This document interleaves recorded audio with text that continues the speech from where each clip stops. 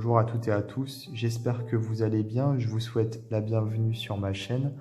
Alors aujourd'hui, je vais vous parler d'un livre, une nouveauté des éditions Exergue, Comment bien pratiquer la communication animale, manuel pratique pour écouter, ressentir et comprendre le langage énergétique et vibratoire des animaux, par Sylvie Allium. Alors si j'ai décidé de vous parler de ce livre, c'est tout simplement puisque moi je suis vraiment très connecté avec la nature en général et donc avec les animaux en particulier. Je suis un amoureux des chiens, j'en ai eu plusieurs et il y en a eu beaucoup qui sont passés chez moi puisque je suis également famille d'accueil. Euh, donc si vous voulez, les chiens qui sont en attente d'être adoptés, je les accueille chez moi. Et j'en ai également sauvé de nombreux à travers mes voyages dans des pays où malheureusement les animaux ne sont pas toujours bien traités. Et donc, c'est un sujet qui est très important pour moi, la communication animale, tout simplement puisqu'il y a deux aspects qui m'intéressent beaucoup. D'un côté, les animaux, voilà, qui est j'allais dire une passion, mais c'est même pas ça, c'est plus que ça, c'est quelque chose qui fait partie de moi. Et le côté intuitif de la communication animale, et comme vous avez pu le comprendre, tout ce qui est intuition m'intéresse. Donc je pense que parmi vous, il y a énormément de personnes comme moi qui sont passionnées des animaux et qui en plus s'intéressent à l'intuition.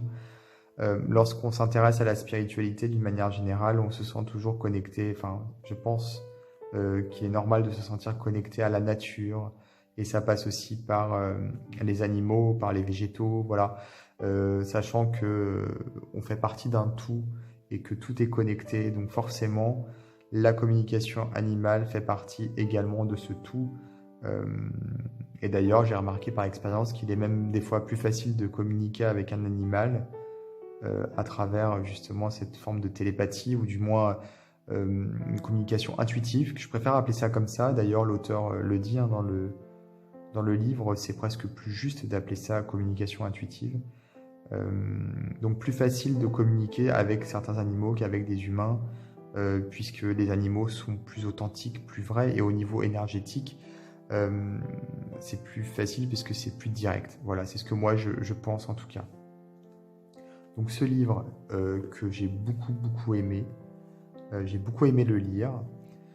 Il est très riche, il y a beaucoup de choses intéressantes dans ce livre et ce qui me plaît le plus, ce sont les exercices qui sont proposés, le côté pratique et également le fait que l'auteur aborde des sujets quelquefois difficiles comme par exemple la mort, le fait d'accompagner son animal, ce genre de choses en fait voilà, qui sont quelquefois compliquées pour nous humains et beaucoup moins pour eux finalement.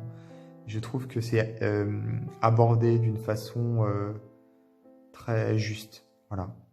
Donc, je voulais vous en parler. Alors, je vais commencer par vous lire ce qui est écrit en quatrième de couverture. Dans ce manuel pratique, conçu comme un guide, vous découvrirez une technique simple et accessible pour transmettre des messages à votre animal de compagnie par le canal de la télépathie.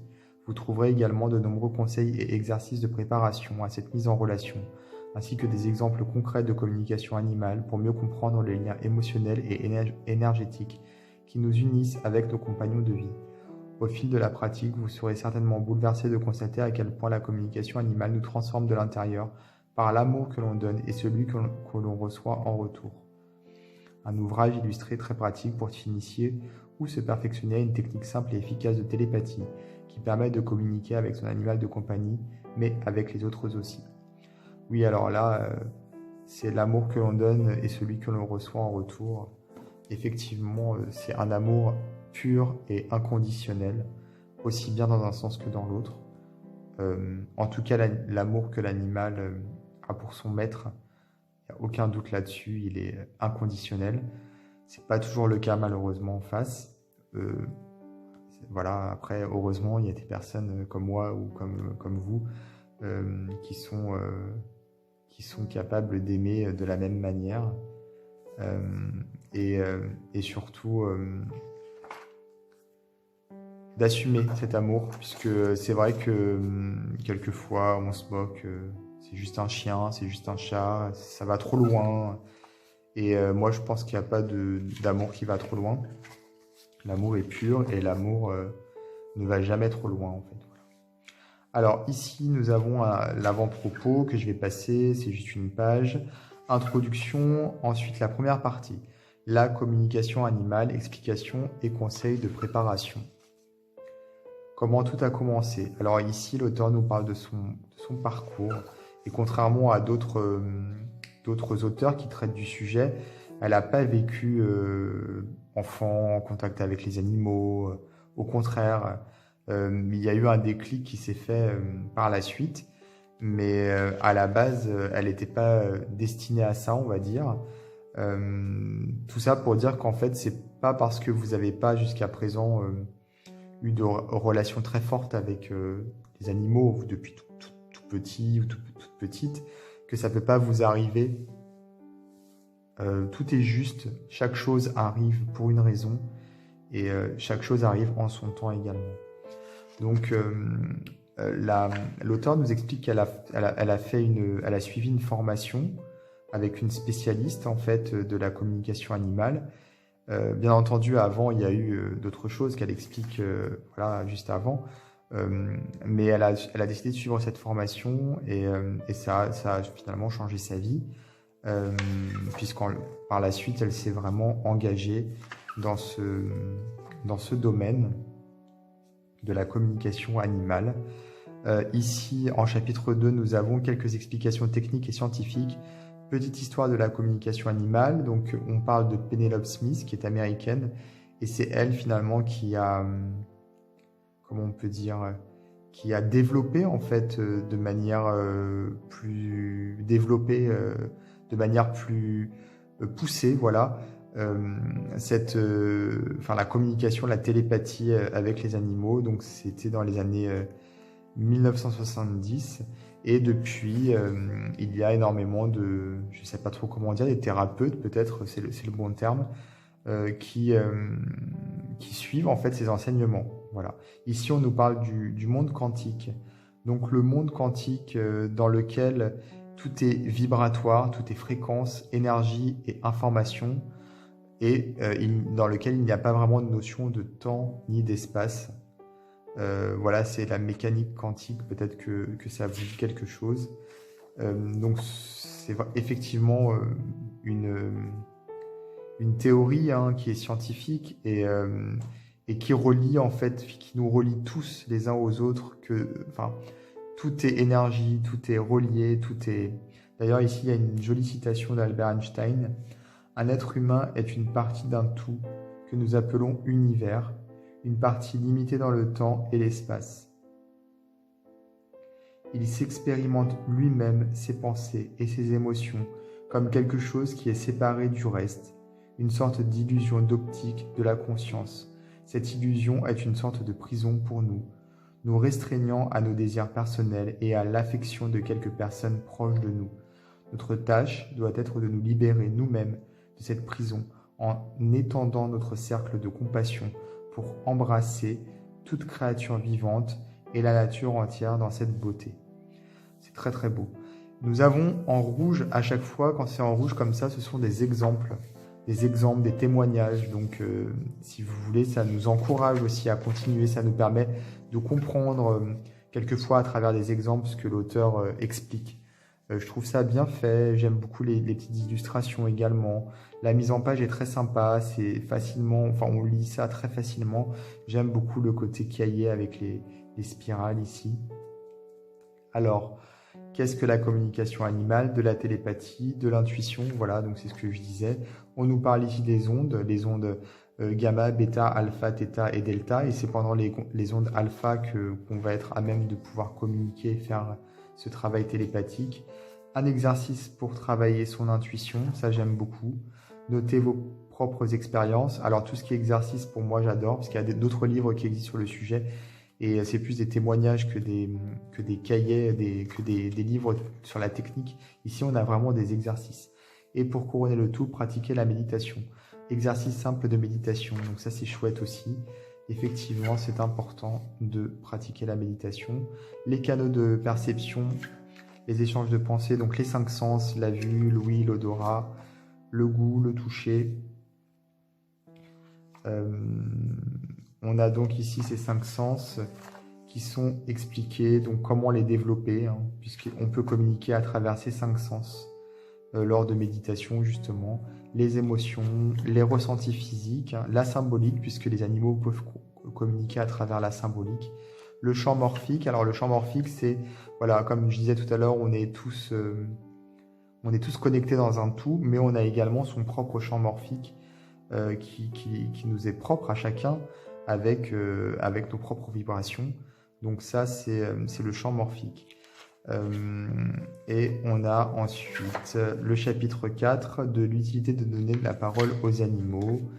Donc le but, c'est de leur apporter un confort de vie, un mieux-être. Avec un exemple, favoriser l'harmonie entre les animaux d'un même foyer. C'est vrai que c'est important quelquefois d'aider à ce que ça se passe bien entre les animaux.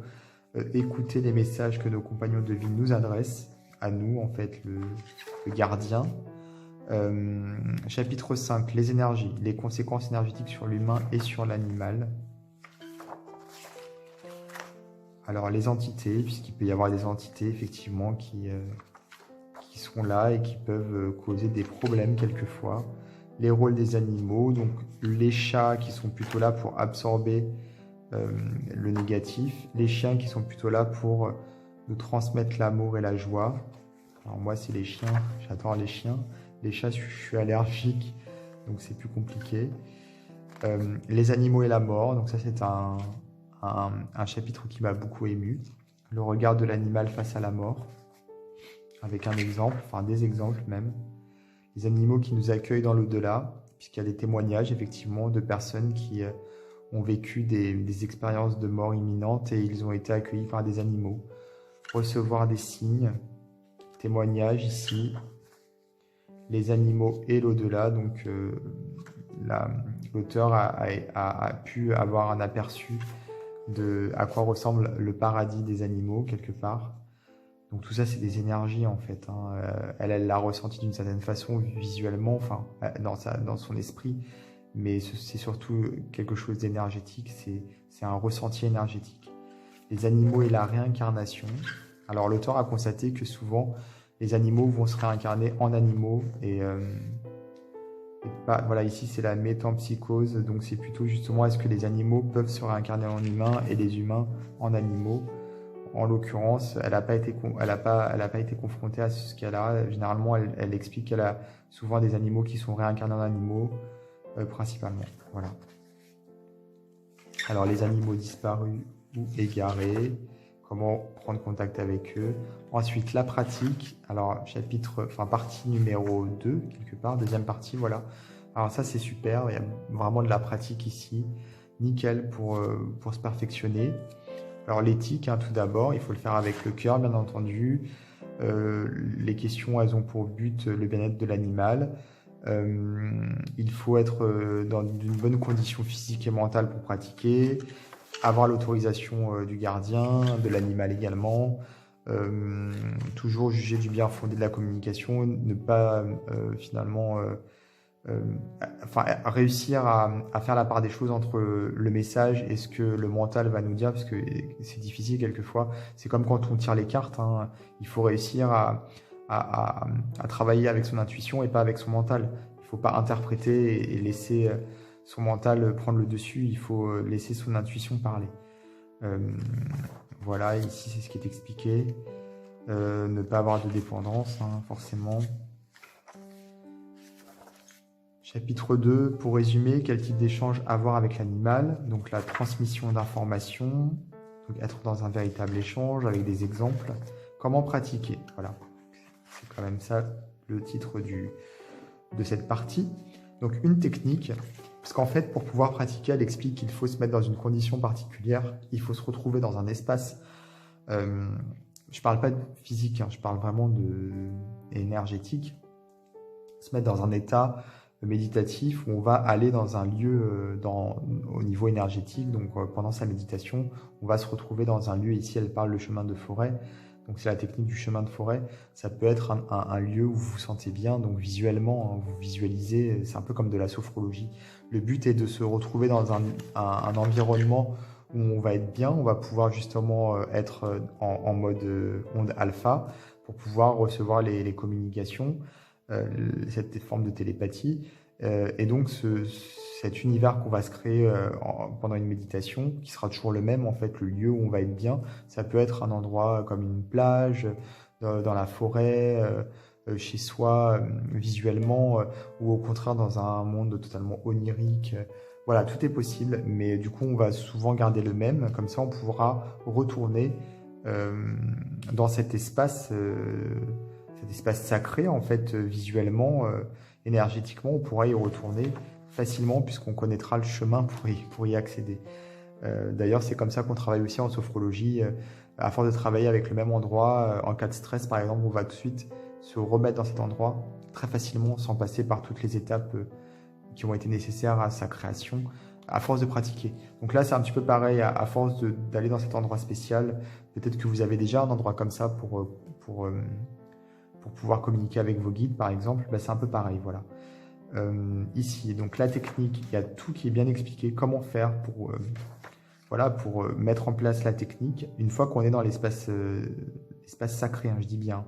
Donc prendre la photo de l'animal, donc prendre ce chemin de la forêt qui est expliqué, faire les présentations, lui demander s'il est d'accord. Moi, je vais vite, hein, mais tout est bien expliqué.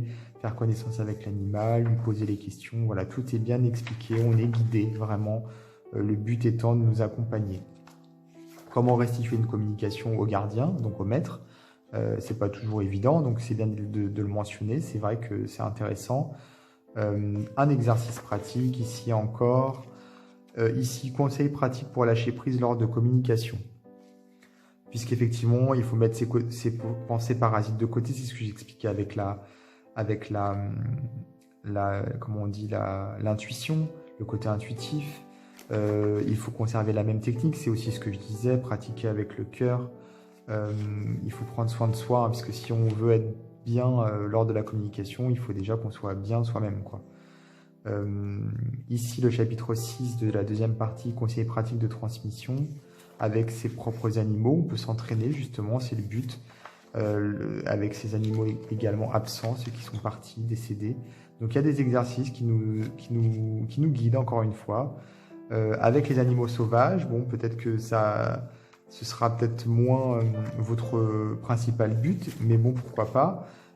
Également avec les insectes. C'est très intéressant. Alors voilà, avec les insectes, ça peut être leur demander quelque chose, de quitter les lieux. C'est être, moi je pense, être en harmonie, en, ouais, en harmonie avec les énergies de toute forme de vie. Voilà, c'est ça. Alors, exemple de communication et témoignage. Là, on a plein de témoignages. Donc ça, c'est sympa parce que ça nous permet d'avoir du concret. C'est encourageant. Après, on n'est pas obligé de le lire ou on n'est pas obligé de tout lire non plus, hein. On peut lire seulement certains témoignages, hein. Voilà, on n'est pas obligé de lire tous les témoignages si on n'aime pas ça. Ensuite, chapitre 9, conseils de communication pour les associations, les refuges, les familles d'accueil, les pensions, les centres équestres, les professionnels du soin animalier. Donc ça m'a aussi parlé, puisque moi, étant famille d'accueil, et puis voilà, je suis assez engagé également dans les refuges. Donc c'est plutôt pas mal quand on est famille d'accueil ou quand on travaille dans les refuges. On est en contact avec des animaux qui ont vraiment beaucoup de traumatismes, qui ont souffert, qui ont été maltraités. Donc c'est intéressant en fait d'évoquer cet aspect-là.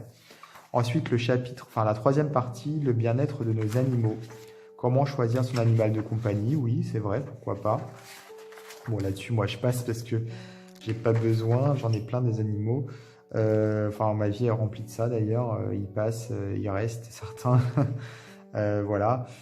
Comment aider nos animaux à rester en bonne santé? Donc ça, c'est vraiment intéressant avec les bols chantants. Travailler sur soi. Donc oui. Alors ça, par contre, c'est vrai. On va avoir une forme d'échange énergétique qui va se produire entre soi et son animal. L'animal va absorber beaucoup de mal-être de son gardien, les maladies même, ça va se répercuter sur l'animal. C'est un peu comme des éponges, hein, ils absorbent tout.